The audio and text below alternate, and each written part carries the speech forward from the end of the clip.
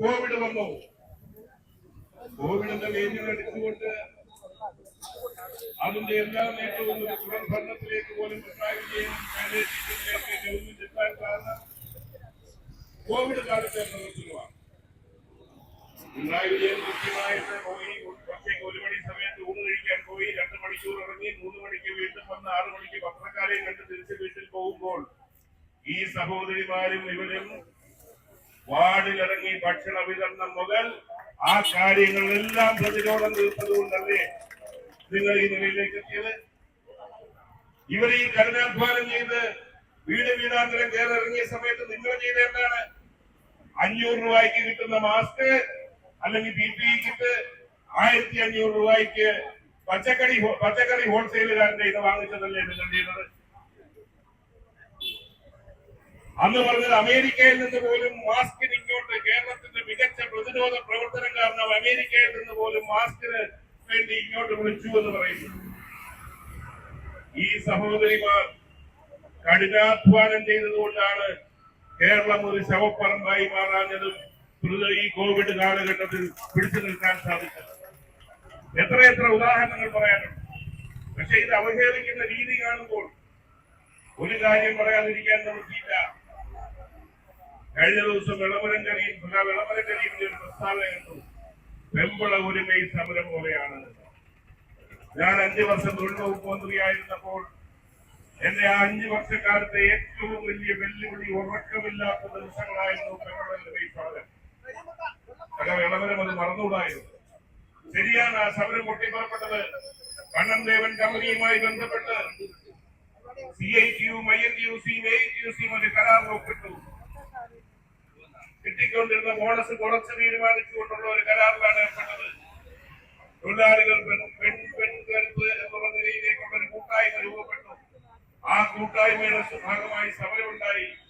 ആരാധ്യനായ VS അച്യുതാനന്ദൻ ആ സമരത്തിൽ പങ്കെടുത്തു. DYFIക്കാരുടെ വലിയ തെരുവിൽ പ്രക്ഷോഭം നടത്തി. ആ സമരം ആളിക്കത്തിച്ചു. ഞാനോ അന്നത്തെ മുഖ്യമന്ത്രി ഉമ്മൻചാണ്ടിയോ ഇതുപോലെ അല്ലല്ലോ ഇരുന്നത്. ആ ദിവസം അതിൽ ഇടപെട്ടു. ഒരാഴ്ച പിന്നിട്ടപ്പോൾ എറണാകുളം ഗസ്റ്റ് ഹൗസിൽ അവസാനത്തെ ചർച്ചയ്ക്ക് കേരളത്തിലെ മുഖ്യമന്ത്രി ഉച്ചയ്ക്ക് വന്ന് രാത്രി വരെ ഉമ്മൻചാണ്ടി ഇരുന്നു. ഞങ്ങൾ ആ സമരം തീർത്തു. ഞങ്ങൾ കൊടി നോക്കിയല്ല, അവരുടെ പിന്നിലെ ആര് നിൽക്കുന്നത് നോക്കിയല്ല. അന്ന് CITUവിന്റെ നേതാക്കന്മാർ അതിശയം ഉയർത്തി, ഇതൊക്കെ തമിഴ്നാട്ടിൽ നിന്നുള്ള തീവ്രസംഘം കേരളത്തിലെ വിഘടനവാദികളാണ് ഇതിന്റെ സമരത്തിന്റെ പിന്നിലെന്ന് പറഞ്ഞു. പക്ഷേ എനിക്ക് എന്റെ രാഷ്ട്രീയ ജീവിതത്തിൽ ഏറ്റവും വലിയ വെല്ലുവിളി ഉണ്ടായിരുന്നെങ്കിൽ എന്റെ രാഷ്ട്രീയ ജീവിതത്തിൽ എനിക്ക് ഏറ്റവും സന്തോഷം നൽകിയിരുന്നതായിരുന്നു ഒരു ഗോപതിയും സമരം അവസാനം എറണാകുളം ഗസ്റ്റ് ഹൗസിൽ നിന്ന് ആ സമരം തീരുമ്പോൾ അവർ മുഖ്യമന്ത്രിയുടെ കൈ പിടിച്ച് മുഖ്യമന്ത്രി ഉമ്മൻചാണ്ടിയുടെ കയ്യിൽ ഒരു ഉമ്മ കൊടുക്കുന്ന ഫോട്ടോ ഉണ്ടായിരുന്നു. ഞാനും കുറെ കഷ്ടപ്പെട്ടല്ലോ, ഞാനും കൈ നീട്ടി കൊടുത്തു, എനിക്കും നല്ലൊരു ഉമ്മ. അതാണ് ഒരു സ്ഥാനത്തിരിക്കുമ്പോൾ സംതൃപ്തിയായിരുന്നത്. ഒരു ന്യായമായ ആവശ്യവുമായി ബന്ധപ്പെട്ട് പ്രത്യേകിച്ച് സ്ത്രീകൾ പണിമുടക്കി അതിന്റെ മുൻപത്തേക്ക് വരുമ്പോൾ അത് പരിഹരിക്കാനുള്ള സാമാന്യ വിചാരം നമ്മുടെ ഭാഗത്തുനിന്ന് ഉണ്ടാകണം. ആ സമരം അന്ന് തീർന്നു. CITUവിന്റെ ജാതീയതയായി, CITUവിനെ തെളിയിക്കൊണ്ടൊരു സമരം വിജയിച്ചതിന്റെ ജാതീയതയായി. ഒരിക്കലും നടക്കാത്ത ഡിമാൻഡുകളുമായി 2 ആഴ്ച കഴിഞ്ഞപ്പോൾ CITUവിന്റെ നേതൃത്വത്തിൽ വീണ്ടും സമരം തോട്ടമേഖലയിൽ സമരം ആഹ്വാനം ചെയ്തു. തോട്ടമേഖല ആകെ സ്തംഭിച്ചു. ഇതിന് പകരം ഇവരുടെ യൂണിയനിൽ നാടുപോയി തിരിച്ചു പിടിക്കാൻ വേണ്ടിയുള്ള ശ്രമമാണ് നടത്തിയത്. ആ സമരത്തോട് ഞങ്ങൾ പോകുന്നതിനില്ല. ഈ സെക്രട്ടേറിയറ്റിൽ ദിവസങ്ങളോളം ഇന്ന് ചർച്ച ചെയ്തു. ഞാൻ ഒറ്റയ്ക്ക് വിചാരിച്ചാൽ തീരത്തില്ലെന്നൊരു എനിക്ക് ബോധ്യപ്പെട്ടു. ഞാൻ പറഞ്ഞു, സീനിയർ ആയിട്ടുള്ള ഒരു മന്ത്രിയെ കൂടെ ട്രേഡ് യൂണിയൻസിനെ കൂടെ വേണമെന്ന് ഞങ്ങളുടെ ശ്രീ ആര്യാടൻ മുഹമ്മദ് വൈദ്യുതി വകുപ്പ് മന്ത്രിയെ കൂടെ ഈ ചർച്ചയ്ക്ക് ചുമതലപ്പെടുത്തി മുഖ്യമന്ത്രി. ഞങ്ങൾ 2 പേരും ചർച്ച ചെയ്തിട്ടും അവസാന ഘട്ടം എത്തുന്നില്ല. സാക്ഷാൽ ഉമ്മൻചാണ്ടിയെ ഞാൻ ചെന്ന് കണ്ടു പറഞ്ഞു, ഞങ്ങൾ വിചാരിച്ചാൽ തീരുന്നില്ല. CM ഒരു ദിവസം മറ്റാവരെയും കാണാതെ ഉച്ച മുതൽ രാത്രി വരെയുള്ള ഒരു സമയം തരികയാണെങ്കിൽ ഈ സമരം തീരുമെന്ന് പറഞ്ഞു. ഉമ്മൻചാണ്ടി അത്ര സങ്കീർണമായ വിഷയങ്ങളല്ല. ഉമ്മൻചാണ്ടി എല്ലാ പരിപാടിയും മാറ്റിവെച്ച് ഈ സെക്രട്ടേറിയറ്റിന്റെ കോൺഫറൻസ് ഹാളിൽ ഒരു ദിവസം ഉച്ചയ്ക്ക് രാത്രി 9 മണിയായപ്പോൾ ആ സമരം എല്ലാവരെയും ഉൾപ്പെടുത്തി എല്ലാവർക്കും തൃപ്തിയുള്ള നിലയിലേക്ക് ഒരു പരിഹാരം ഉണ്ടായി. അത് സ്വകാര്യ മുതലാളിമാരിൽ നിന്ന് വാങ്ങിച്ചു കൊടുക്കുന്ന കാര്യമല്ല, അവരുടെ സമ്മതം വേണം. നിങ്ങളുടെ സമരം എന്താ? സർക്കാർ നിങ്ങൾക്ക് അംഗീകാരം തരണമെന്നുള്ളതാണ് ആദ്യം.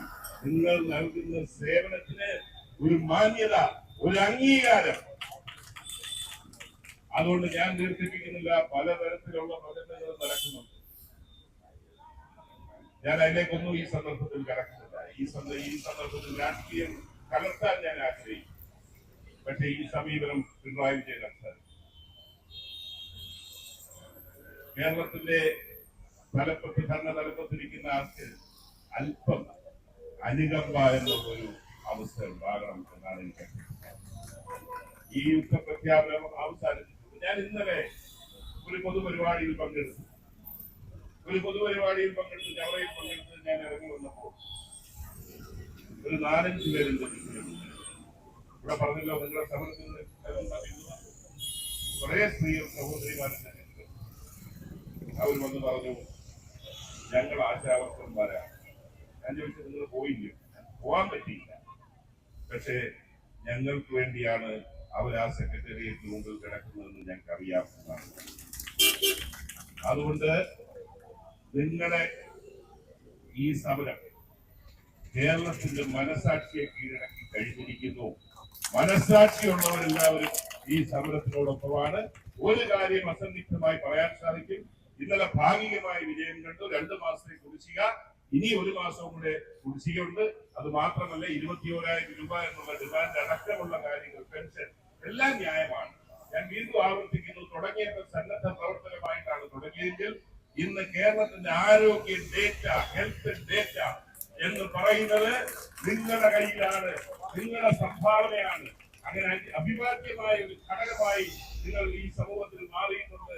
ഈ സമരത്തിനെതിരെ മുഖം തിരിഞ്ഞു നിന്നാൽ മനസാക്ഷിയുള്ളവരെ എല്ലാം അണിനിർത്തിക്കൊണ്ട് ഈ സർക്കാർ ഒരിഞ്ച് മുന്നോട്ട് പോകാനൊക്കാത്ത സാഹചര്യം ഇവിടെ സൃഷ്ടിക്കപ്പെടും.